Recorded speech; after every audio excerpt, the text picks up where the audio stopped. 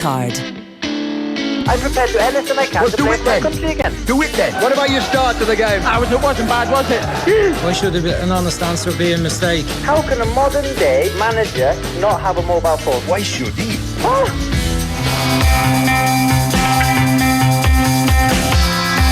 Cross a free header, and Liverpool do go in front, and it's Roberto Firmino. What a ball from Andy Robertson. He put it on a plate for Roberto Firmino. Chance for Ericsson, he missed kicks, fall for Mora, and Spurs have equalised at Anfield. First time ball into the back post to Salah. Oh, what a save, and it's in! Liverpool have scored! It's an own goal! Mo Salah's header is turned into his own net by Toby Alderweireld, and in the final minute, Liverpool have scored in front of the Kop. It won't go down as Mo Salah's goal, but he has proved to be the difference. And listen to the noise on Merseyside, because Liverpool are going back on top of the Premier League, and they're not going away in this title race.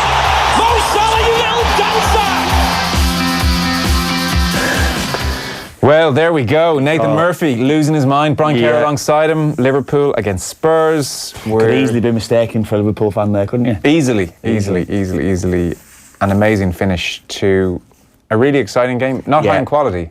No. By their standards. I think by the standards, I saw the extended highlights from it, so a lot of that. So watching Liverpool be a little bit exposed second half again, leaving himself a bit vulnerable, and that's more, you'd think that it's chasing the win, thinking, we can't draw, we have to win this game, sending bodies forward and leaving themselves exposed. So they did create problems, Tottenham, for them in the second half, but they got the job done and got over the line. So however it's come about, it was a bit lucky how it finished, but first half, Liverpool did create a number of chances, a number of openings in the first half, and Pochettino rectified that at half-time with a change of system going into play. So, it was certainly a much more balanced second half anyway. So Spurs went with 3/5 at the back to start off with. Yeah. And this seemed to give the Liverpool fullbacks a huge amount of space and freedom. Yeah. Well, it struck me as a bizarre thing to do, because if there's one thing Liverpool have as well as that front three, it's in Robertson and Alexander-Arnold, two real threats down the flanks. Like their midfield three, you'd be less worried about from a creative point of view. We've talked about that ad nauseum.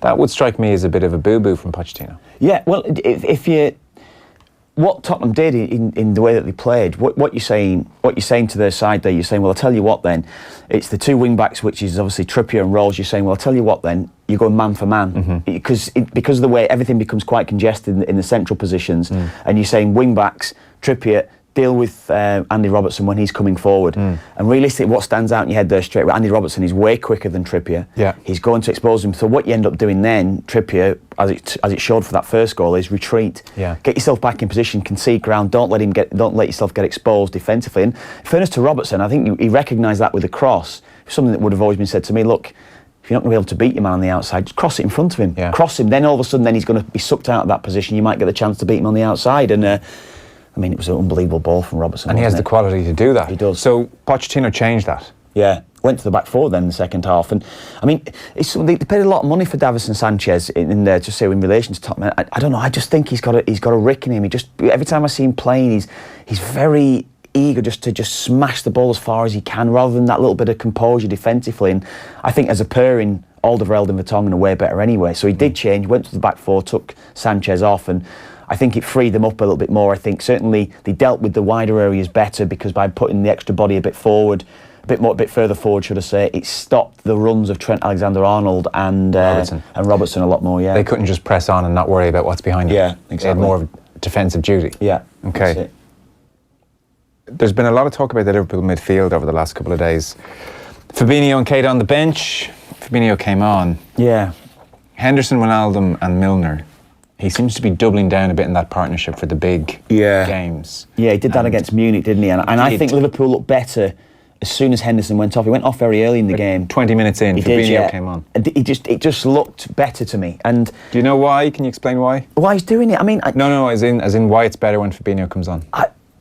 Fabinho started to struggle when he first played. When he first came into the side, he didn't play the first few games of the season, and we were thinking, why is he not playing this guy, considering they paid so much money for him? Then he came in, he looked a bit sluggish, a bit slow on the pass, but he worked it out quite quickly then that I can't take that extra touch on the ball, and he moved the ball quicker. And I think he's wouldn't necessarily say he's more mobile than Henderson, but I think he's got the ability to pass forward quickly. I just think he's a better option than Henderson. Henderson's done very well for Liverpool, and he's the captain. When he's the captain, it's always difficult, I think, for a manager to leave a captain out the side, no matter which side it is and what level that you're at. So he wants to stick with Henderson, but in my mind, the best option would always be Fabinho sitting. I think he's a better player.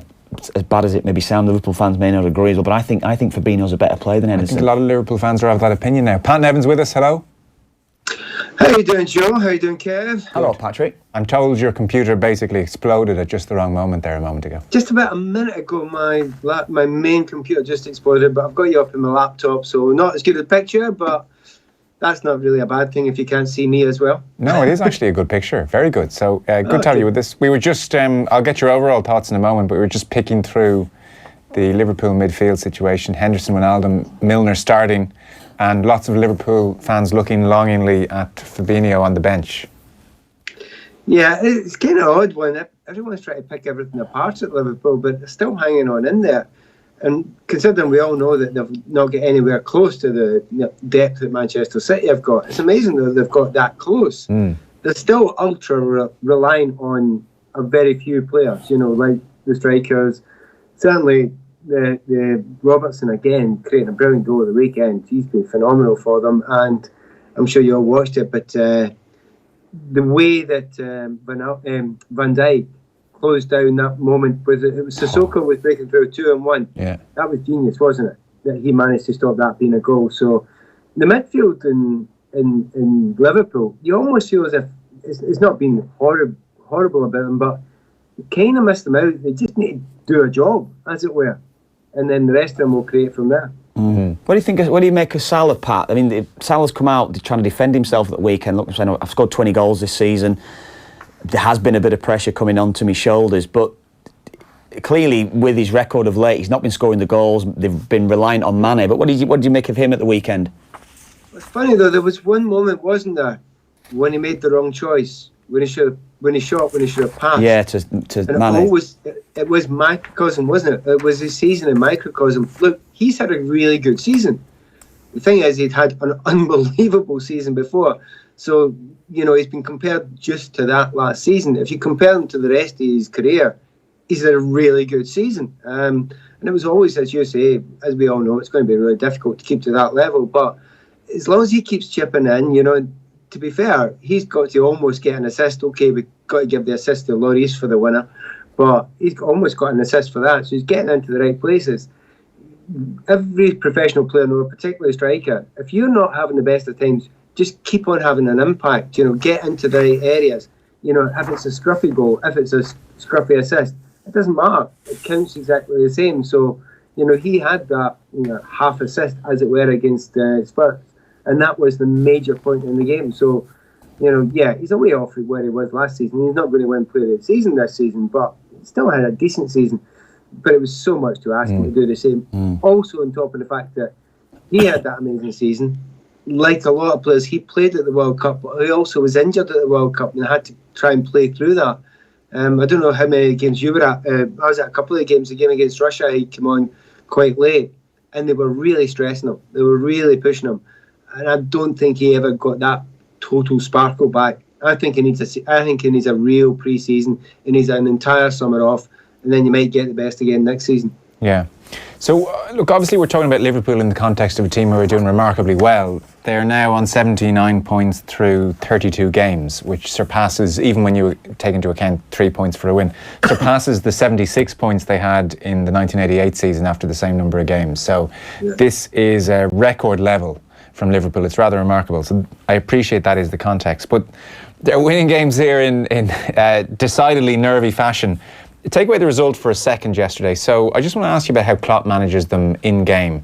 If Sissoko managed to find a left foot and had put that one into the net and Spurs had gone on to win 2-1, there would be massive question marks over the way Klopp managed that game, essentially going 4-2-4.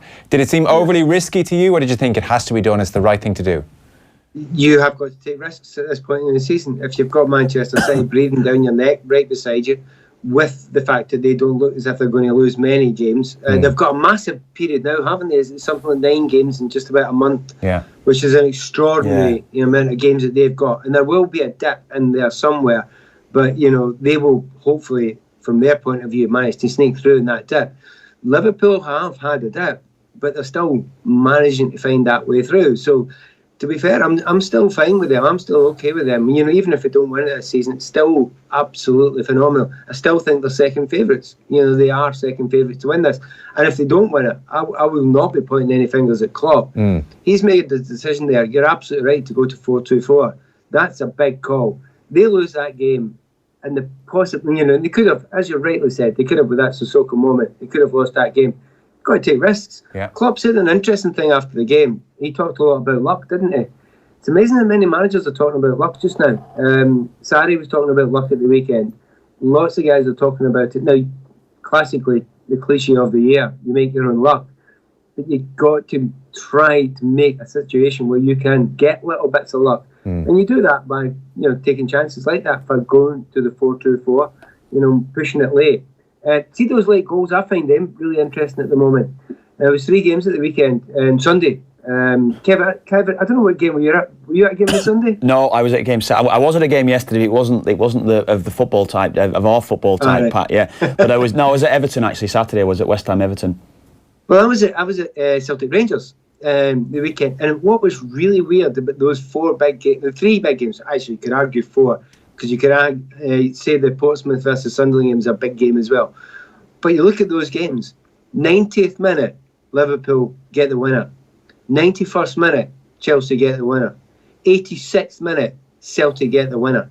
It's really strange just now that so much is happening in these last moments. And it's what isn't strange, it always seems to be the same types of teams that are getting it. Because they are taking chances, they are taking risks.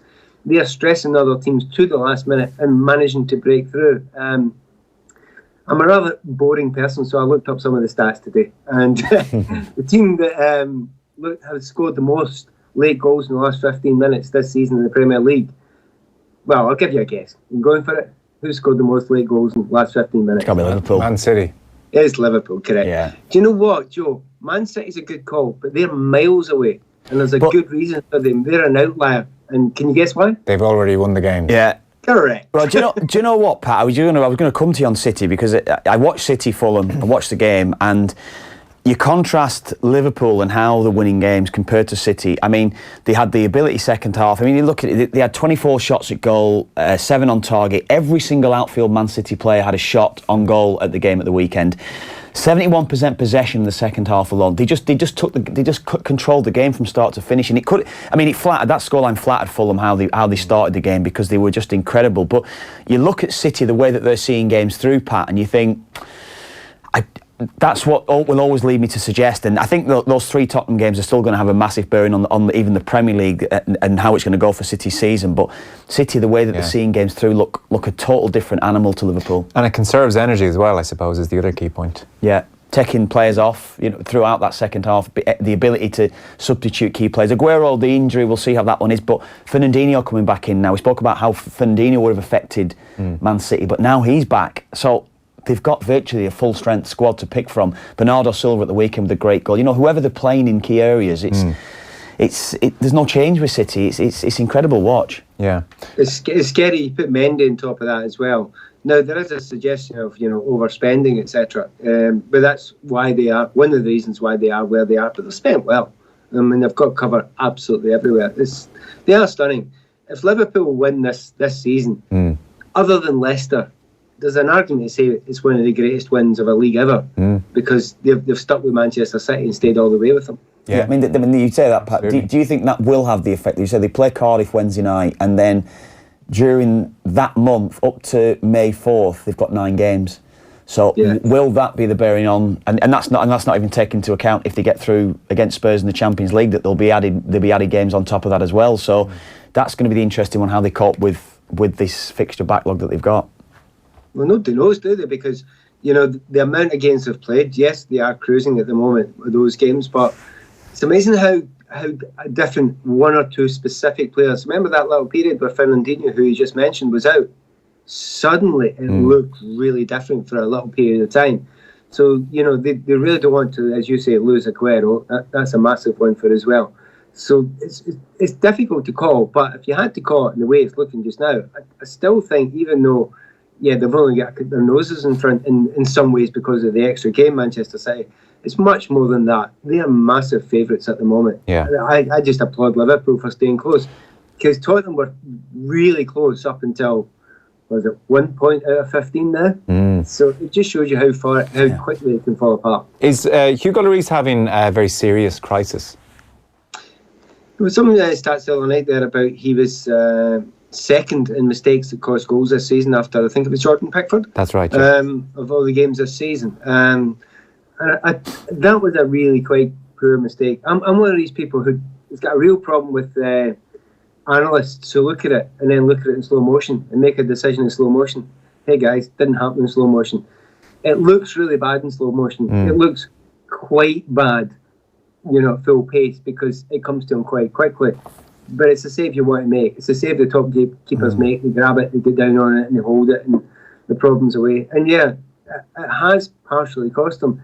But you can't blame Lloris only for that 1 point in 15 games. That's not just him. No. That's much more than him. You look at Eriksen, who completely disappeared from the scene for quite a few games there, and it's quite simple. It's back to that whole thing. If they're fading a little bit, you bring somebody else in, but they've not got anywhere near the quality to bring in. Difference between them and Manchester City. It's been brilliant. What do you think of Lloris's style? That I know a lot of keepers will do it now, but he almost wants to parry everything, regardless of the power in the shot. And that was at the weekend. I think that maybe got into his mindset a little bit, rather than just take it comfortably, wanting to parry it. And I don't know what happened, how he fumbled it. But do you think that's the natural thing for him to do? Do you think it's the right thing to do, the way that he actually keeps goal? Do you know, I'm always slightly wary. You know, I hate talking from a position of ignorance. So I talked to Mark Schwarzer this week. I was having a chat to him. I was sure you were going to say Big Nev. I thought he's your go-to guy on these matters. No, I wanted to talk to someone semi-sensible. Never, who I adore, of course, great friend. But I wanted a technical look on the way the goalkeepers do it, and just talking about the way. Look, there are different methodologies. There are different ideals towards doing it, and when that punching and that parrying works, everyone's impressed by it. But it's we, you know, as a kind of almost a British stroke Irish attitude is, no, catch the damn thing, hold it, and then you've not got any problem. And it is infuriating. Again, I talk about that Celtic Rangers game. I watched McGregor doing exactly the same thing for Rangers, and I'm thinking, what the earth are you doing there? Because you put your team under pressure. So I think the first thought is, with certain goalkeepers, no, I'm a puncher or I'm a parrier, so I'll do that. Whereas there are certain goalkeepers, no, I'm a catcher and I will catch everything. The British game, I think with the power plays that teams are playing now, the amount of pressure you're putting on teams, I think most managers now want a catcher if they can possibly get them. And I think, you know, Lloris is much more of a parrier. He thinks he's a good goalkeeper that can get things just out of the way. It was a bad mistake. It was a mistake. Maybe not as bad as it looks in slow motion. Okay, fair enough point. Yeah. So meanwhile, with a handful of minutes to go, Chelsea fans were very audibly saying that Maurizio Sarri, you're just not for us, unfortunately. And then an element of luck intervenes and somehow they make off with 3 points. It just doesn't feel right. The whole thing just doesn't seem to be working.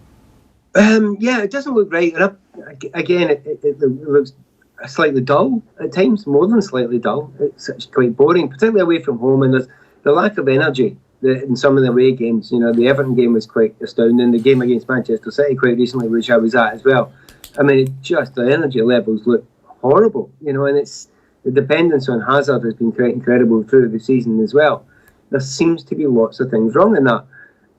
Chelsea fans have no option now. They've got, 7 games left? They're still in the hunt. They're right in there, in the hunt.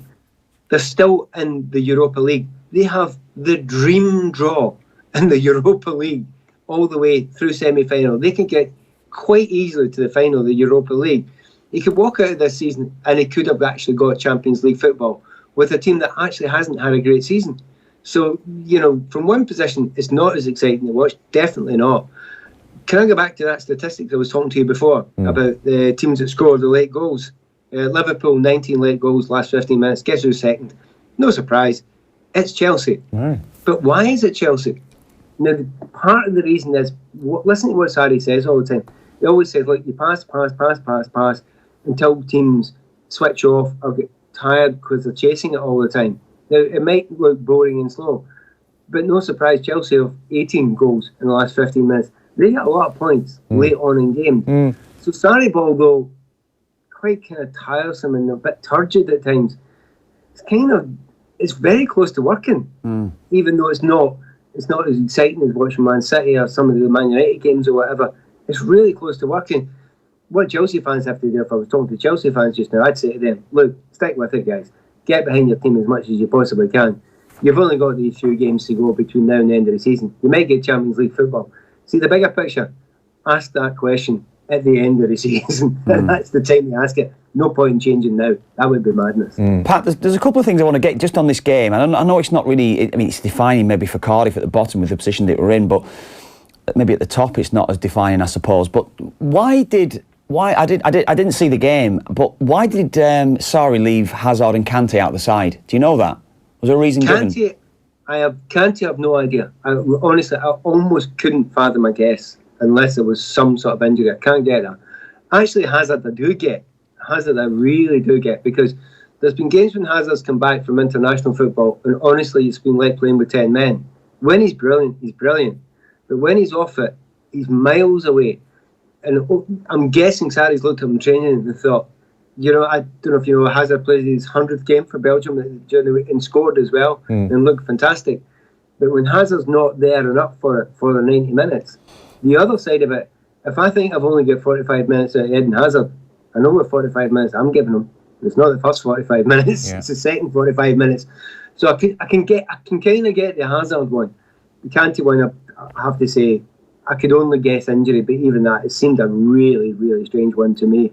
I wasn't getting that one at all. But it worked. The other one, which is quite interesting, is Hudson-Odoi.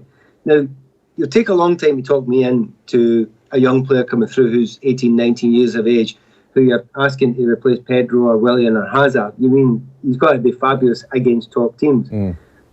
But I'm seriously wavered. I've wavered now. Watching him again, he plays for England, he comes on.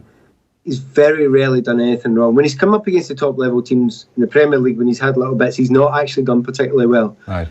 But he looks as if he has plenty. And for not to use him at all, it's beginning to actually, A, it's like slightly surprising, but B, it's actually annoying the Chelsea fans as well. So it's kind of complicated for them. Well, I'm glad you watched him playing for England, because his club manager didn't seem to watch him, did he? Yeah. He said, he didn't think it was worth it because he didn't think Montenegro were of a standard in comparison to top levels in the Premier League. And to be fair, he's got a point there, hasn't he? Yeah. No, the other thing I wanted to talk about was Craig Pawson, the referee. Now, the incident, obviously, for the goal, Joe talked about the bit of luck. Azpilicueta, it was 3 yards offside. It was a terrible decision. Now, you look to the assistant for that one. But there were so many occasions where Rudiger and David Luiz were holding in the penalty area. It could have been a couple of penalties that they were given. We're going to see this probably in a different light next season when VAR comes in. Is that something that they're going to have to look at, those two? They're going to have to change their style if they're going to continue to do that from the weekend, aren't they? Yeah, I mean, it's like a defender. Sometimes you do that. It's tiredness under too much pressure, and they don't do that. Luiz is not that type of player most of the time. He's usually quite calm most of the time. But they were absolutely panicked. They felt under a little bit of pressure. The whole team feels under a little bit of pressure. But no, you can't do that next season. I'm delighted with that. I want to see that through the whole league. The problem is, how many penalties do you see given like that? Every time. However, if it's a forward who does something, you always see the decision given. It was absolutely wrong. The referee got that one completely wrong. To be honest, I was more miffed for Cardiff about the referee missing them or not being brave enough to give them. I was less annoyed by the goal, by the offside Azpilicueta. Right. That one, actually, I just thought, again, match speed. That was a really difficult one to call. Everyone's watched it from a high behind, from a freeze camera, on slow motion. It looks a piece of cake, that one. I honestly ask how many people at match speed, and the first time they've seen it, did they think Azpilicueta was offside? Very few people did. And if you get a chance, have a look at the Cardiff players' reaction.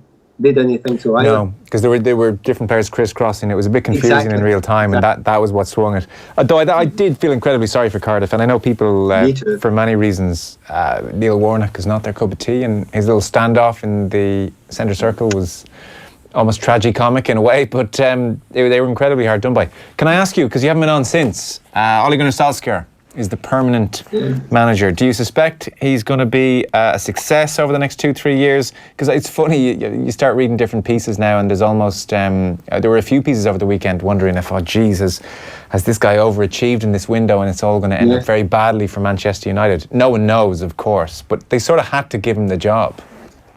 They had to give him the job. Again, if I put one of my old hats on, my chief executive hat on, I would have given him a 1-year rolling contract. Right. There's nothing against Ole Gunnar Solskjaer, but top managers can blow it in a period of 3 months. You know, it happened to Mourinho, didn't it? It happened to him at Chelsea. It happened to the very, very top managers. This can happen to. As soon as you give somebody a 3-year deal, you know, you're thinking, well, you've got to pay them off 3 years. I don't see the downside. I mean, does anyone think Ole Gunnar Solskjaer will say, no, I don't want a 1-year rolling deal with Manchester United? Yeah. No chance. So it struck me slightly odd that they made that decision to give him a 3-year one. But, you know, I understand why they did it. Purely on a kind of a fan attitude, purely on a media pressure attitude, specifically after that game in Paris, which I was at. I understand why they did it, but with a business head on, I'd be giving them a 1-year rolling contract. That's just business. Business is hard. Football is hard-headed. That would have been the natural, normal, sensible thing to do, because when you're in a position of power, which you are in Manchester United, you could have done that. And what's the downside? He would have said fine. He would also have tried to plan for the future. He would also have the input in buying players. Couldn't see the downside. The only one caveat I would say, Ole Gunnar Solskjaer is a hell of a lot cheaper to get in than one of these stellar managers that they've brought before. So if they have to pay him up, if it all goes pear-shaped, it won't be quite a Mourinho payoff or a Van Gaal payoff. No. Listen, super stuff. We'll talk to you next Monday. And I got off at light there. You didn't even go Celtic and Rangers. Well, I was in two minds. No. Here's my point on Celtic Rangers. We were talking pre 9 o'clock, and Scott Brown came up, and look, frankly, I just made it very clear. I can't warm to his general. Why you say that? You just said you can't stand him, Joe. That's what you said earlier on. Well, just this Billy Big Time, and I think it's unwarranted. It seems like all hell broke loose is the kind of short version in Celtic Rangers. It did. Look, in very short terms, look, Rangers players lost it. That's fine. They lost it, so they've no good complaints. I was in the press conference afterwards with Stevie Gerrard talking. He was actually really appreciative of what Scott Brown had did, i.e. winding the life out of the players, of the Rangers players, who all reacted. And he's sitting there laughing his head off. Top players do that, and particularly in specific games. Gerrard himself said, I'd have wound up players in the Merseyside derby. You got to, especially the ones that you know that are going to crack. Where Scott did step over the line, it was a mistake to go over and celebrate after the game in front of the Rangers fans. That he should be above that. He's the captain of Celtic. He should be. There's nothing to be gained from that. Absolutely nothing to be gained from that. There's been a lot of trouble in Glasgow. There was a mass brawl. Some people have been very seriously injured in Glasgow afterwards. I am not blaming Scott Brown. Yes. But don't add to that. There's no need to add to that. Yeah. I find it juvenile. I look at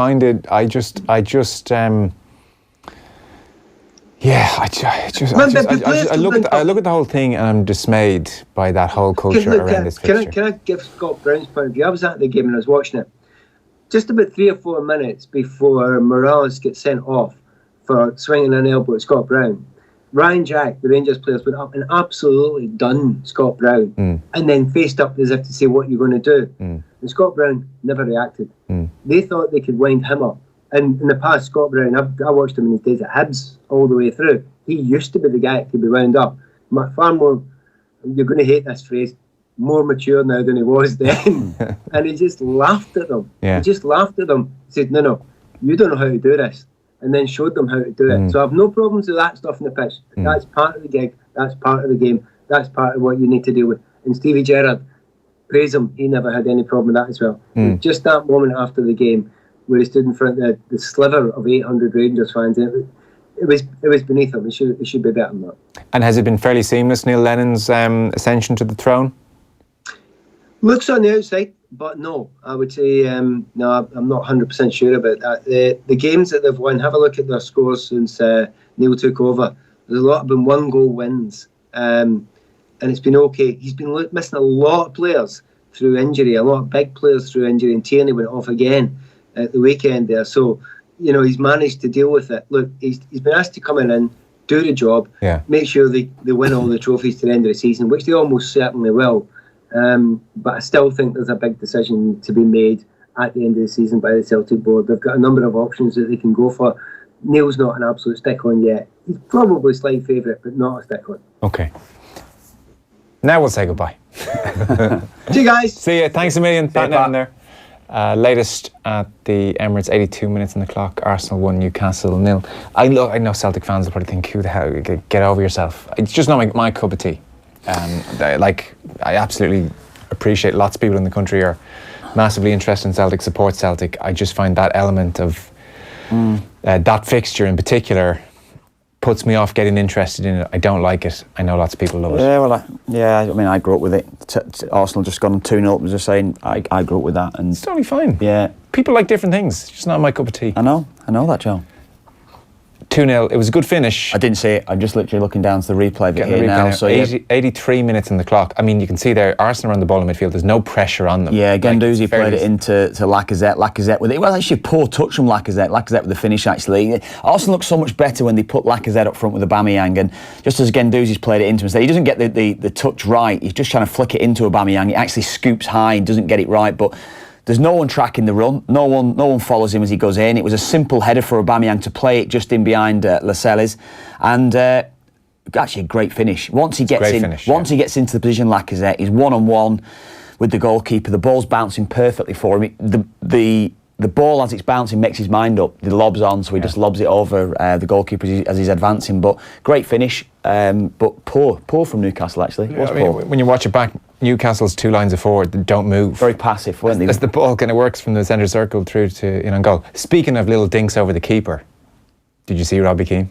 I've seen that from him many a time. Now, I think there is an argument he should play against Gibraltar. Yeah, he probably still could, that's the thing. That is the thing. But do you know what it is? And I think the argument that was always said about, we've known Robbie Keane, and I think it was Breen, he'd said it last week. Gary Breen was on and said, look, I think if Robbie Keane was in the side, I think he'd struggle to score. Yeah, he's not creating. But with the amount of balls we got into the penalty area last week, I think Robbie would have scored a couple of goals against Georgia, definitely. David McGoldrick, really good on Tuesday against Georgia. We recorded a piece earlier on today with David McGoldrick and Enda Stevens, obviously teammates at Sheffield United. Yeah. They're promoting FIFA 19, so we recorded a piece earlier on today. We'll play it out in the football show tomorrow. Really good guys, the pair of them. Bit of fun with them as well, so that's on the football show tomorrow. We'll take a short break, a few other bits and pieces to get to. Football on Off the Ball. Brought to you by Boyle Sports. Now with same-day withdrawals to your Visa debit card. News Talk Breakfast. The Minister implied members of the force had an agenda to discredit the government by the way they went about breathalyzing motorists, and he called on the Garda Commissioner to depoliticise the situation. Like if this was a Fine Gael minister or junior minister or super junior, which is what Finian is sitting at the cabinet table, would they still be in a job, or would their days be numbered? I don't think they would survive. I don't think they would be a cabinet minister or a junior minister for long. News Talk Breakfast with Shane Coleman and Kieran Cuddihy. Back tomorrow from 7. In association with AIR. On News Talk. Over 2 centuries, one family business in Dublin has earned a name for excellence in funeral care. Every day they continue to work hard to retain that good name. The name is Fannigans. Dubliners trust Fannigans to take care of them on their final journey with empathy, compassion and dignity. And Fannigans never forget whose journey it is. In over 200 years, some things don't change. Fannigans. When your thoughts are with them, ours are with you. The Fannigan Group includes Carnegie's, Kirwins and Nichols. This isn't gonna be easy. Why are you talking in that voice? Late nights, intensive research, forget about seeing your family. Well, you're my wife. We'll chase every lead, shake down every witness. Wait, what? Cross-reference every offer and triangulate every promotion until we find it. Find what? The way, Peter. the way to save on car insurance. But I already went on to 123.ie. Save 10%, no questions asked. Oh, I better cancel those sniffer dogs. Simple is smarter. Get 10% off new car insurance when you buy online at 123.ie. Acceptance criteria, T's and C's apply. 123 Money Limited trading as 123.ie is regulated by the Central Bank of Ireland. RSA Insurance Ireland Act provides 123.ie car insurance. The Audi Approved Plus used car sales event is now on. Discover your premium used Audi today with a 12-month warranty and exclusive 3.9% APR, available only at your local authorised Audi dealer. It doesn't have to be new to be everything you've dreamed of. Finance is made under a hire purchase agreement and subject to lending criteria. Deposit required. Terms and conditions apply. Volkswagen Bank GmbH Branch Ireland is authorised by the Federal Financial Supervisory Authority in Germany and regulated by the Central Bank of Ireland for conduct of business rules. Visit audi.ie/used cars. Off the ball. This is News Talk. He's in here. He's in here. We're back. Keeper came out. Still 2-0 Arsenal against Newcastle, 87 minutes on the clock. Hey, we were mentioning Team Ireland there, Kev. Team Republic of Ireland there. We had Declan Lynch in doing the Sunday papers. Yeah, I listened to that earlier on yesterday. Yeah. Good listen. If you didn't catch it, Declan Lynch has identified the key talent of Mick McCarthy. It's quite evident, looking at it during the week, that Mick is just the perfect manager for the Republic of Ireland for life. He should be. He should simply be made manager for life. And going back to something we talked about earlier, good lads, great lads, right? Mick his whole thing is the goodness of lads, right? He loves good lads, right? And he's quoted here saying, Joe, you're up, you're a good lad. You're in. They're good lads. I love coming away for every campaign because you're with a great bunch of lads and they will leave it all out on the pitch. He identifies goodness in lads. Say he loves good lads again. He loves good. But you see, not only that, but he is able to identify goodness in them. Good lads. Yeah. And that is who he is. Right, and Ireland, the one thing that Irish players now they're not going to, so they don't have to say the technical proficiency of the Balkan nations, shall we say, yeah. Right? But many of those are not good lads. No, that's true. I would suggest some of them are bad lads. I would go so far as to suggest, while they may come on and do a little kind of flourish here and there, yeah. They will not give you what the lads will give to Mick McCarthy, which is goodness. That's you. You're a good lad. That's brilliant, isn't it? That is absolute class. There's a certain truth that I know, like he's obviously messing around as well to a point and being funny, but there is a certain truth in Mick McCarthy and good lads. Yeah, and Mick doesn't tolerate bullshit. He doesn't, and it demands on the training ground every single day. I've seen managers and coaches that just give a little bit of a pass to certain players. Mick doesn't give people free passes. You work for him, he will do absolutely everything for you. And that is his biggest strength, without a doubt. And creates an atmosphere. Yeah, it is. And there's, you're accountable. He'll tell you if you've done something wrong. That's it. He's on your case. He'll only tell you once or twice. He doesn't hold grudges. He doesn't necessarily wouldn't necessarily say he's going to drop you for making mistakes, whatever it be, but he'll tell you. Doesn't like bad lads. Well, yeah, as Declan Lynch was saying there, he's spot on, isn't he? Yeah. Ole Gunnar Solskjaer has reacted to Louis van Gaal, who's done an interview with Simon Stone, and Van Gaal's not as impressed with Solskjaer as everybody else. He says Mourinho, although he doesn't even call him his name, he calls him the coach after me. Yeah. Changed the... well, he's right in saying that because Mourinho shafted him by sending a letter into the club, didn't he? Yeah. So that's why go on. Van Gaal says Mourinho changed to park the bus tactics and played on the counter. Now there's another coach who parks the bus and plays on the counter. The main difference between Mourinho and Solskjaer is simply that Solskjaer is winning. He says, I'm not there, but there does look to be a change and the atmosphere seems to be better. It's also true that Solskjaer has changed Pogba's position and put him into an area where he's much more important. But the way Manchester United are playing now is not the way Ferguson played. It's defensive, counter-attacking football. If you like it, you like it.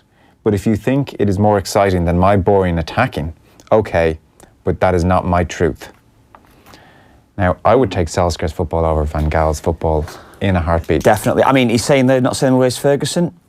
I remember Man United sides in the 90s that were incredible counter-attacking sides. Kanchelskis, Ince, Keane breaking forward. And fast forward to, Sharp. Remember Champions League semi-finals away to Arsenal where it was just a counter-attacking Ronaldo, blitz? that goal that Ronaldo scored, wasn't it? Entirely. Yeah. Or even you think there was a huge moment in a league campaign where they went the length of the pitch against Fulham and it finished with Ronaldo and Rooney and Tevez. Yeah. Like, one of Manchester United's defining characteristics under Ferguson was counter-attacking football. Wing play, getting wide men in areas, but counter-attacking ball carriers. This actually shows that Van Gaal doesn't even understand that. Yeah, well, I think anyone that watched Man United under Van Gaal, very few games you've come away from watching from Old Trafford or watching Man United in general, home or away, you'd come away going, oh God, these players can produce so much more than that. Why was Van Gaal's football so boring? Well, everything's positional based. I can imagine Van Gaal being absolutely brilliant on the tactics board before and after matches. And sorry to interrupt, Wayne, brief tangent to that point. Wayne Rooney was asked about the best tactical manager he played under recently,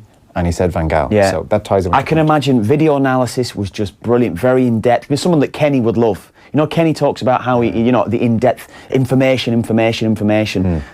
In my mind, and knowing a lot of footballers over the years, lads switch off after 2 minutes. They do switch off after 2 minutes. There's only so much information you can get into certain players. Yeah. Now, Kenny was someone that would take everything on board. Bad lads. Bad lads. They're not necessarily bad lads. It's just that they're not good lads. They can't consume the amount of information that's being given to them. They don't want to consume. It's not that they can't. They don't want to. They switch off. They don't want to. Yeah. I'd have probably been somewhere in the middle where Kenny's level... and then obviously someone that doesn't. I would always like to have watched games back, watching individual clips. You're a decent lad. Kenny's a good lad. Kenny's a good lad, is he? Is that the mark of a good lad that you want to take on as much information as possible? Oh, I suppose. But I can not imagine really. You'd be Kenny. You would be Kenny. You'd want to sit in meetings and you'd want to listen to a manager talk for an hour. What could be said in 5 minutes? I wouldn't mind a bit of tactical in-depth. Yeah, you would be like honestly. So Van Gaal. You'd be Phil Neville. That's the worst thing you've ever said to me. Partly because I can see what you mean. Horrendous. So Van Gaal would have had a lot of rotation. Yeah. If this position becomes vacant, you have to move into it. Little things when like he first that, joined the club, he was saying things like it's going to take players months to learn how to play. But the net result was awful. Yeah, exactly. It was a turgid watch. That's exactly how it was. And I can understand Rooney saying. I think Rooney will go and progress into a coach. And players that have played under Van Gaal. No, if he wants to, I think he'll take a lot of the principles that Van Gaal puts in place, how to set a team up. You see, I always think that you can set up a team 1 to 11. You can work tactically. I think it's one of the easiest things to do as a coach. When you set up a side, you've got 11 players on the pitch, positional sense. Say with and without the ball. Say you've not got the ball, and say the left winger of the opposition has the ball. The fullback gets out to him. What's the rest of the team doing to bounce off? Yeah. I think it's quite easy to coach. The positional sense becomes quite rigid. It becomes negative to a degree. But what I'm saying is, it's what you do in attacking play. Now, all Van Gaal's with and without the ball was pretty much the same.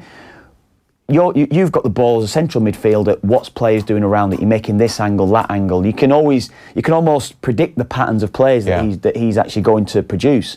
So it becomes, you get everyone behind the ball, let everyone pass in front of you. What you're going to do, whereas Ole Gunnar Solskjaer's Man United now take a chance. They'll actually pass forward. They'll actually hit a long pass. They'll actually hit diagonal balls. They'll try and mix things up rather than being that predictable style of play. And if you remember, in his first press conference and for his first few games, just one of the big differences was that Solskjaer said, I want players running forward off the ball. Yeah. And that just transformed the whole picture. Well, you see the goal at the weekend. Van Gaal's Man United would not have produced the goal that Marcus Rashford scored at the weekend. Totally. Interception from Luke Shaw, driving forward. What Luke Shaw probably would have done if he was playing under Van Gaal or Mourinho, he'd have checked back, he'd have gone back into the middle of the park, they'd have slowed the game down. Rather than that, he drove forward 40 yards, whatever, hit an unbelievable pass. It was just great attacking football. Rashford then one-on-one with the goalkeeper, waits for Ben Foster to go to ground, clips it over him. It was just a brilliant goal to score, wasn't it? And it's brilliant to watch. I mean, if Van Gaal is under the assumption that he has the Ajax way, it's just so wrong. Well, it's almost the Cruyff game. You listen to, or you've read pieces that someone like Miguel Delaney would have done over the years about how football may have passed certain managers by. I don't necessarily agree with it in that respect, but I can understand what he's saying, that Van Gaal's football was probably very much for that early 90s era when positional sense, everyone was learning, there was no real coaching then. It was go out and play, lads. Yes. Harry Redknapp type. Yeah, go out and play. Yeah. Then he's introduced a style of football that worked brilliantly. Good attacking football, good holding of the ball, dominate possession every game, keeping hold of the ball. Yeah. Whereas you can't say Pep Guardiola, although it's possession-based football, how many runners do they have off the ball? How many passes are played forward? Yeah. Risk-taking passes. They've got two of the best in the Premier League at doing it in David Silva and Kevin De Bruyne. Yeah. That's why they create so many chances. Yeah, well, there you go. That was his take on Solskjaer. Yeah, well, it's nonsense in my mind anyway. Texted in on the keepers these days being more likely to parry balls. Yeah. It's the stupid gloves keepers wear these days. They can't actually bend their fingers with the support springs behind the fingers. Have you never put any of the I used to put the keeper's gloves on. Never. There's definitely no feel for the ball. Kev, when I played football, the smell of the goalkeeper's gloves alone. They weren't getting new gloves every game like your mates. Yeah, that's it. The stench of a goalkeeper's hands. True. Actually, I have a few times. The smell of your hands afterwards. Yeah, I know. That's even after one game. Imagine when you had to wear them 3 or 4 games or 10 games on the bounce. Can you imagine? Jeez, yeah, horrendous. So, I don't know, is there more support in the gloves now? You can't. Definitely so thick. They're so thick around your fingers. There's no feel on the ball. It's difficult. I don't know. That encourages parrying. Possibly, you can see that. I don't know, there's a texture in. Seems like a goalkeeper. It is a good point. You say, I can imagine. I know you'd always be willing to take on board goalkeepers' opinions over mine, and Pat's saying that about you come in for a position of ignorance, really. Let's remember to ask David Priest next time he's on how gloves have changed the art of goalkeeping. Yeah, it's a good shout. It is a great shout. It is. Let's go over to the Emirates. Nigel Bidmead, full time. Arsenal 2, Newcastle United 0. Arsenal move above Manchester United and Tottenham in the table with this hard-earned victory. Aaron Ramsey's first-time low finish on the half hour and Alexander Lacazette's late lob for his 15th goal of the season were well deserved as Arsenal controlled the game from start to finish. Newcastle were tactically tight but toothless in attack. Newcastle 0, Arsenal 2. Yeah, really good win for Arsenal. They're up to third. They are 2 points clear of Spurs and Manchester United. Back in a sec. Off the ball on News Talk. Avantcard has a new credit card. It offers straight-up rewards like cashback and interest refunds on purchases. It offers straight-up choices. It offers straight-up offers. With a striking design that's straight up too. Our new Reward Plus card is straight up better than your current credit card. Apply today at avantcard.ie. Lending criteria, terms and conditions apply. New applications only. Avantcard DAC trading as Avantcard is regulated by the Central Bank of Ireland. The Audi Approved Plus used car sales event is now on. Discover your premium used Audi today with a 12-month warranty and exclusive 3.9% APR, available only at your local authorised Audi dealer. It doesn't have to be new to be everything you've dreamed of. Finance is made under a hire purchase agreement and subject to lending criteria. Deposit required. Terms and conditions apply. Volkswagen Bank GmbH Branch Ireland is authorised by the Federal Financial Supervisory Authority in Germany and regulated by the Central Bank of Ireland for conduct of business rules. Visit audi.ie/used cars. Visit Audi's Centre, Bracken Road, Sandyford today to avail of our exclusive offers and test drive your future Audi. This is an emergency appeal from Concern Worldwide. Right now, Cyclone Idai is threatening the lives of more than 900,000 people in Malawi. Heavy rains and floods have washed away homes and displaced thousands. Please help Concern provide immediate shelter and life-saving essentials to those most in need. Call 1850 410 510 or visit concern.net today to give what you can. Thank you. Off the ball. This is News Talk. Welcome back. That's 10 wins in a row at home for Arsenal, by the way. They had that spell in. They had 21 unbeaten as well. They had earlier on. They won about 16 or 17 of those in the bat, I think it was, wasn't it? So, incredible run. It's impressive. Before we go, you mentioned you were at Everton, West Ham. It was at West Ham. He was down at the London Stadium on Saturday. Atmosphere any better there? Yeah, it is. And going into that game, I think they were 6 unbeaten, West Ham at home. I think they'd won the last 3. They were going for 4 on the bounce. They've definitely turned the stadium into something where it feels like home now, where they're actually starting to get a bit of positivity there and getting some decent results. But they were very poor at the weekend. They were sluggish. They didn't really get going. That was largely down to the way that Everton played. Everton scored early on with Kurt Zouma, and Seamus Coleman then set up Bernard for the second goal. And Everton were great. They were as good. I've seen them in a long time away from home. They were very, very good. Right. How was Coleman? Seamus Coleman played very well, very, very well defensively. With and without the ball, very good. Is anyone who would have seen the Bernard goal, good little link-up play with Richarlison, got beyond his man, I think it was beyond Aaron Creswell, and just smashed the ball across 6-yard box. It was a brilliantly worked goal from him. but he played really well, particularly after the back. I know I was taking the piss out of Adrian before, Adrian Barry in studio. I listened to him on Friday morning when he was doing his... That's your job. Oh, you mean analysis?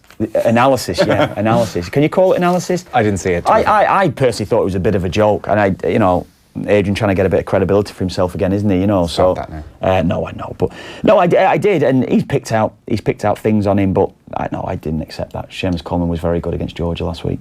We're right out of time, so we'll talk to you. I think you're in Thursday, back in studio Thursday. Wednesday. John Delaney at the Oireachtas here on Wednesday. Be an interesting afternoon. Ronan O'Gara's on the show tomorrow with Owen and Ger, 7:45 a.m. on OTB AM, and we'll be busy here tomorrow night. David McGoldrick and Enda Stevens on the show. Tom Dunn's on the way next.